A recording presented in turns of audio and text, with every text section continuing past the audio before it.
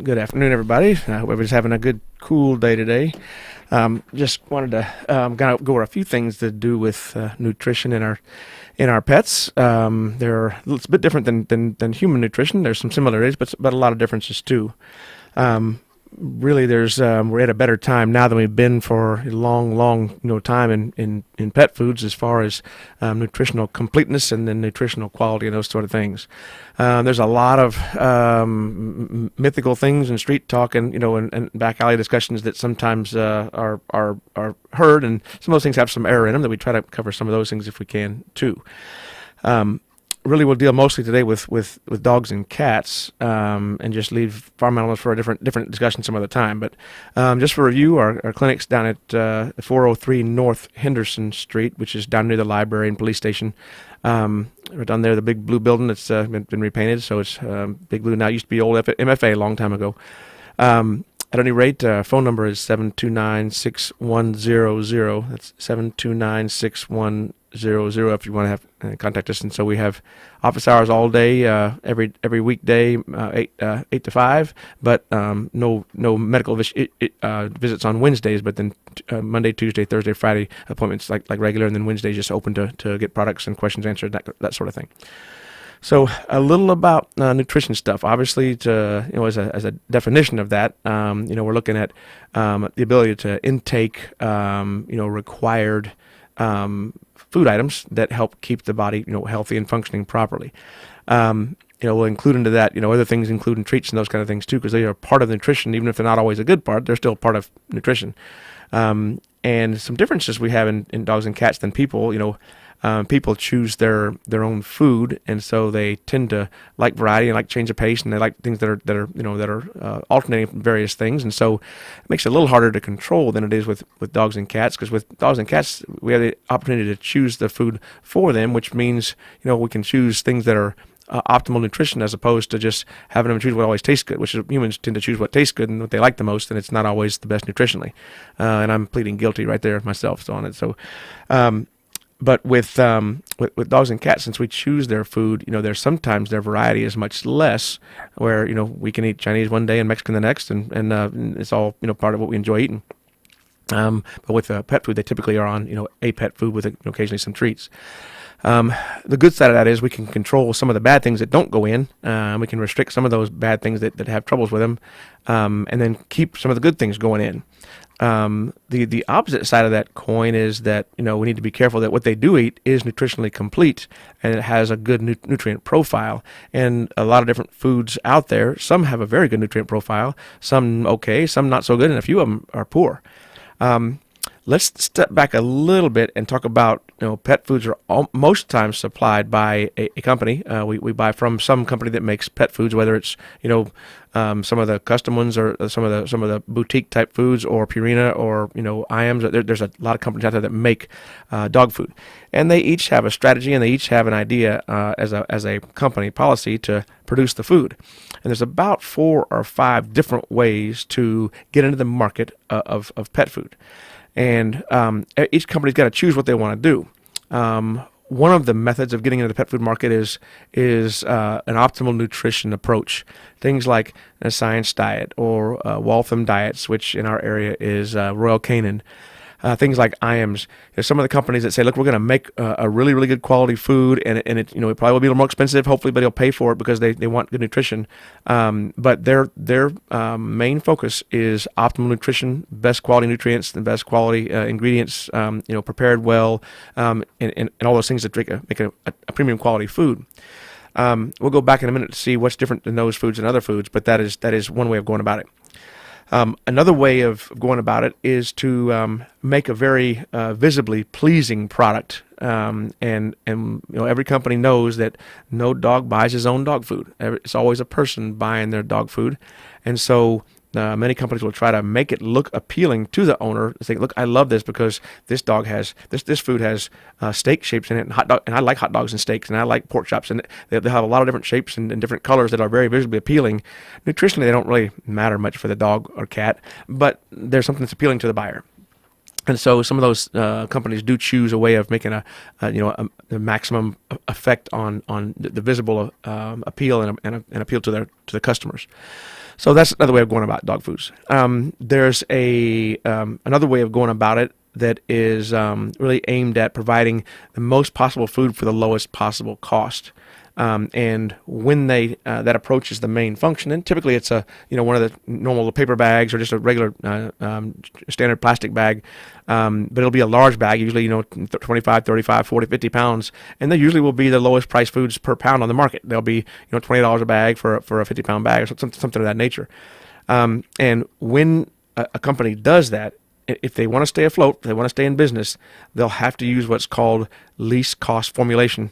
And it's a set of computer programs that monitors the ingredient cost all the time.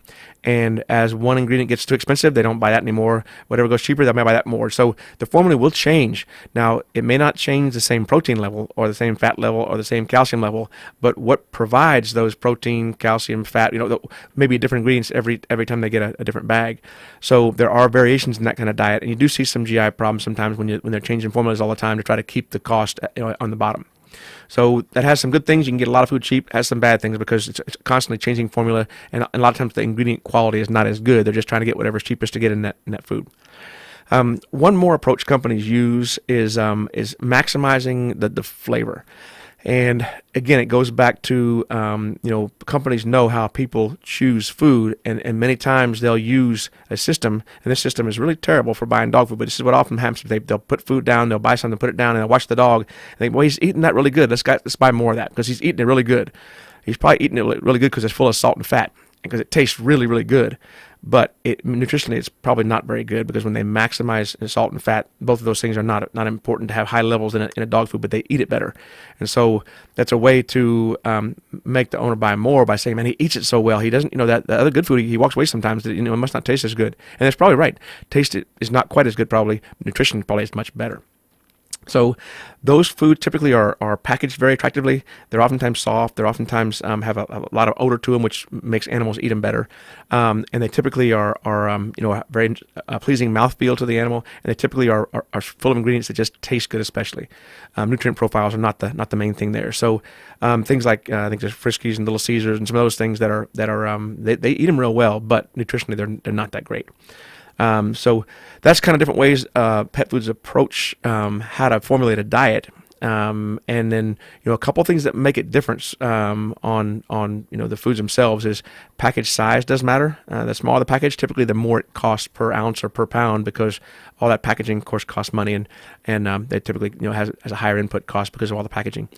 The bigger the bag, of course, the cheaper per pound it can be, just for the fact that it's less packaging. Another thing that makes a difference is many companies will do a little bit of testing on ingredients as they go into the bag, but a few companies, not very many, but a few companies will actually test the finished product and say, as our finished product, did it come up with the proper amount of calcium, phosphorus, magnesium, the various different things that are in there, protein levels and fat and carbohydrate. And when company does that, they have to be willing to ditch that batch if it didn't fulfill what they're wanting to get to. And so it's an endeavor that a lot of companies don't want to go into, and it makes the food cost more because it's more employee and more diagnostic time on the diet. But you tend to come out with a very good diet in the end. Science Diet does this. The Pro Plan line for Purina does this. IAM's Eukanuba, they do that. There are several companies that Royal Canin, they test their diets after the batch is made to be sure that it does measure up to what they wanted. And more specifically, every nutrient in a dog's diet or cat's diet, we know we need a minimum, but we also don't want to go over a certain maximum. There's an ideal range in there that most nutrients should fit into, and when they test those diets, they're looking at, does it fit in that ideal range? A lot of companies, you'll see on the bag, it says minimum 10% calcium, but it doesn't say a maximum. It may have well over what it's supposed to have, but it has at least the minimum. So when you see minimum only, sometimes you can have a problem with having too much of something from what's recommended. So that's something that you kind of keep an eye on too.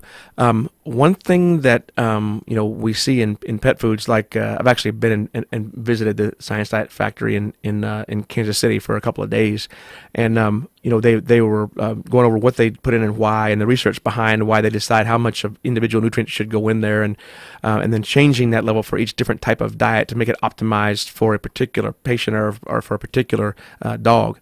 And they actually have a vitamin mineral package that has typically 42 to 45 vitamins and minerals in that diet, which if you look through even baby foods, about the most you'll see in any one diet is about 12 vitamins and minerals added, and that's all. So there aren't as many things put in and carefully formulated in a lot of human foods like there are some of these higher quality pet foods. And so that is a big difference in terms of getting optimal nutrition in some ways, even better than some human foods in certain ways. A couple of myths I want to deal with also. There's a lot of myths out there about pet foods, and most of it boils back to a company is trying to use that to make their food look better than anybody else's, and so they'll come up with a thing that they quote as a very important thing, and research shows some of those things aren't such a big deal. You'll hear sometimes that no dog should eat processed food. First off, let's define what processed is, because if you pour it from one bag to another, well, that's kind of a process, but it's just, it's a matter of what you define as a process. Second thing is, someone say, well, it should never be cooked. It should never be cooked. And research has shown that cooking has not damaged the quality of pet food as long as it's done in a reasonable way. And in fact, cooking, like in human diets, has been probably the number one thing to stop foodborne disease that we can do. All the raw meats and raw things and all things that have bacteria and things in them that can make you sick. Cooking kills most of those things. Although it does change some things in the food, it also prevents a lot of the foodborne disease that you see in raw type of foods that very quickly deteriorate and develop bacterial growths that are oftentimes quite unhealthy. So cooking can be overdone, but cooking a diet has been done in human food for hundreds of years, and it's just helped cut down the foodborne disease that we see in things that are not cooked. You'll hear also words that they don't, when they cook them, they don't maintain the enzymes and all the digestive enzymes that are required for a dog to have. Dogs, when they eat food, their body creates digestive acids and enzymes to digest the food, and so it's not required to take in large amounts of digestive enzymes and acids and things to help digest the food, because the body does that already. So unless they have, now there are certain pancreatic conditions where a dog can't produce some of the enzymes to digest food, in which case that's a special diet, special situation, and they need some pancreatic enzymes to help. But that's a particular healthcare problem, not the average dog. And cats follow a similar type thing. There have been some studies done looking at some of the hardest driving, hardest pushing dogs in the country, where they survey things like field trial bird dogs or field trial competitive Labrador retrievers, greyhounds, things like that are hard driving dogs. And one of the survey questions they ask is what does the dog eat? And it gives us an idea. This dog's not just surviving; he's actually going way beyond that demand-wise, and actually some of them are thriving very, very well, and most of those are on one of about 3 or 4 of the premium diets. The exact brand we won't worry about much, but the premium diet is what most of those dogs eat. And it's if a dog should never eat a processed or a cooked diet, it's amazing how well those dogs are doing, competing at a far higher level than an average dog on that exact diet and doing extremely well. So some of those things are promotions by companies trying to make money, and so they're sometimes a little bit misleading. So in terms of amount of a dog should eat or cat should eat, there are recommendations on a bag, but those are always going to be averages, because the company making this diet in this bag, they don't know the individual pet we're talking about. They don't know if that dog or cat is a high energy, real hyper energy burning type animal, or whether they're a couch potato who lays around all day and sleeps all day. And so they can only make a recommendation. It's the best they can do, and they can't do any better because it's just, they don't know the individual animal. So I usually start with the bag recommendations, and if over a period of time, if the animal is healthy and free of worms and free, everything else is okay. If I see a trend of weight gain, I'll cut that amount back. If I see a trend of weight loss, I'll bump the amount up until I reach the kind of the ideal weight level for that particular animal. And that can be seen usually in 2 to 4 weeks. You can see if a dog's gaining or losing, and with a scale even you can help him more.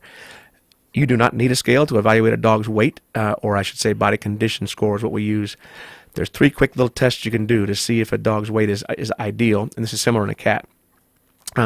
If I look at a dog from above, I look directly above him. If he's standing squarely, I should see the width of his rib cage, a little narrowing at his waist, and a little wider at his hips. And so you should see a little bit of narrowing at the waist. That's ideal.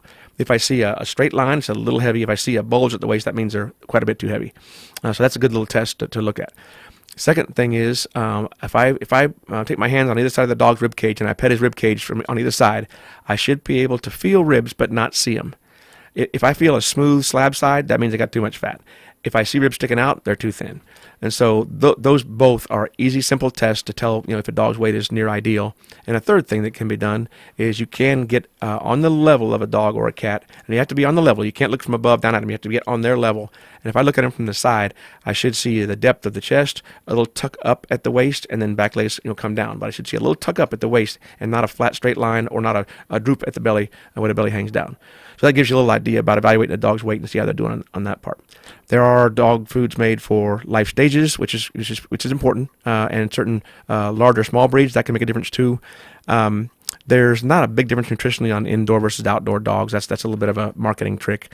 And there's not a difference too much on breeds, which breed should eat what, because it's more an individual thing as far as metabolic rate and age than it is a particular breed. But that's a little marketing trick too, that they sell sometimes a certain breed, a certain diet for a certain breed. But that gives you at least a little background on nutrition things. A lot of dog foods out there, and a lot of them are decent. But if you have questions more about it, call us at the clinic. It's 729-6100 at 729-6100, or stop by at 403 North Henderson Street here in Salem, and we'll answer questions if we can. Hope you all have a real good day and have a nice, hopefully a warmer afternoon and warmer coming week.